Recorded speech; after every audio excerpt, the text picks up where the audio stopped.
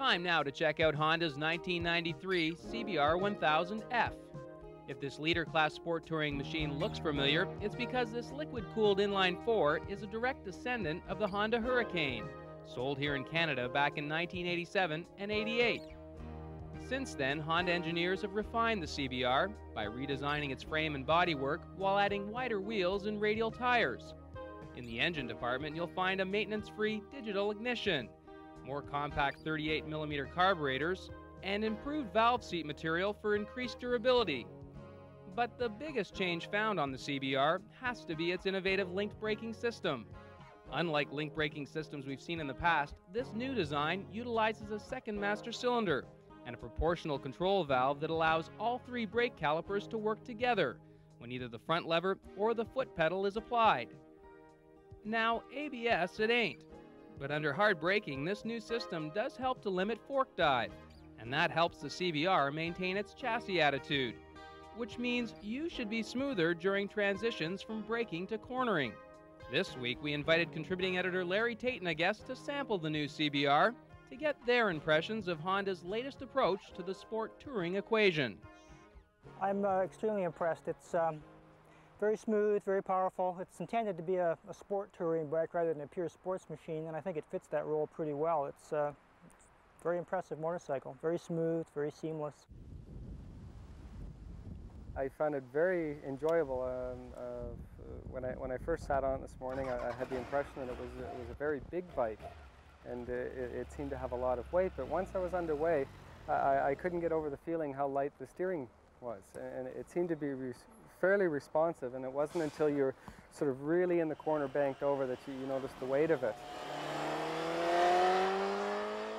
The power seems very seamless in that there isn't sort of a rush when it comes on the cam, and I was expecting more of a bottom end type of bike, something that was very, very powerful right off the line, and I didn't find that in this. But it was very, very smooth, very nice, and I could see putting a lot of miles on this bike just because it was very comfortable, the positioning was nice, and the power delivery was so smooth. So things like passing cars, and it's geared very long too. It's only turning about 4,000 RPM at 110, 120K, so you know it's going to get great gas mileage, and it's very relaxing. There's no vibration to speak of at that kind of speed. So. Judging by the riding we were doing this morning, I don't think the mileage is that good. Of course, the big thing on this that's different from any other bike in the world really is the new linked braking system on it. I know you weren't too impressed with the idea when you first heard about it and when you first rode it. Have you changed your mind at all since you've been on it a bit? I don't think so. In just our riding around, I found it quite disconcerting to use the rear brake because it would cause the front end to dive. And just through the course of riding it around, I did acclimatize to it, but I found it was really only useful in really hard stopping, in that it tended to settle the bike nicely, and it would pull down from speed.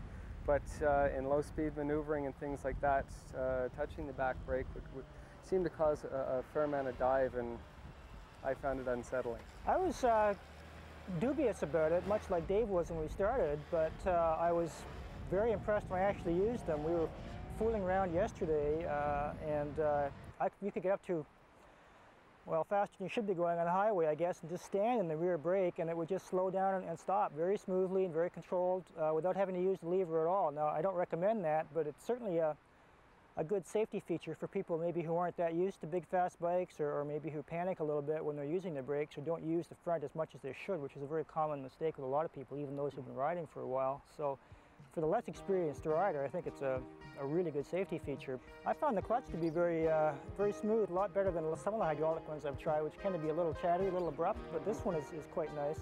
I found the gearbox a little bit notchy, but then it's still fairly new, so between second and third especially, I've got a bit of a kick occasionally, but other than that, I thought it was, again, sort of typical Honda, very light, you know. Yes, that's the way I would sum it up. Very typical Honda. The controls work very nicely, and the adjustable lever was nice. I was playing around with that this morning. Just for different sizes of hands. It's much like the Hurricane that came out several years ago. It's been missing from the lineup for a couple of years. You know, they've done a few changes to the fairing. They've pulled the lights back in a little bit. It's a little sharper drop off at the front, a little more aerodynamic, I guess.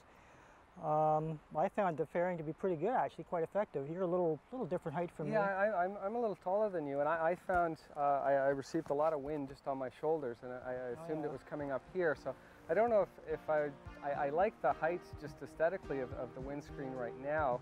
And if it was to be any higher, I think it would lose the quality that it has. It might require just a little different shape. Maybe a lip or something like that on the top. Yeah, just to maybe kick the air up or something. Well, there is a bit of a difference in height, so I didn't really find that too much. I noticed the live air around my shoulders, but I didn't get much of a blast on my helmet at all. For me, it was pretty comfortable. They got in a lot of trouble with the colors and the paint, as you're saying, like the rear wheel here, which is one metal. The exhaust canister is something else again, and then there's this plastic here, and somehow they've managed to get a very close match to this sort of blue metal flake on it, which is really quite wild. I was quite impressed. I think the bike aesthetically is very pleasing. The graphics are quite subtle in comparison to what else is out there today, and even with the Day-Glo orange, it's still subtle. Yeah. Well, everything needs a little hit of color, but you know, I'm wondering. I still have a problem with the clear over decals. Oh yeah, right. But overall, I think it's a very nice bike. Just to recap, on the downside, the CBR could use a little more leg room. David had hoped for a little more punch in the mid-range, and we did notice a little buzz in the bike's bars above 5,000 RPM. On the upside, the CBR's fit and finish scored an A+, the suspension was spot on, and although the Link braking system drew mixed reviews, Larry felt intermediate riders will find the system a total plus.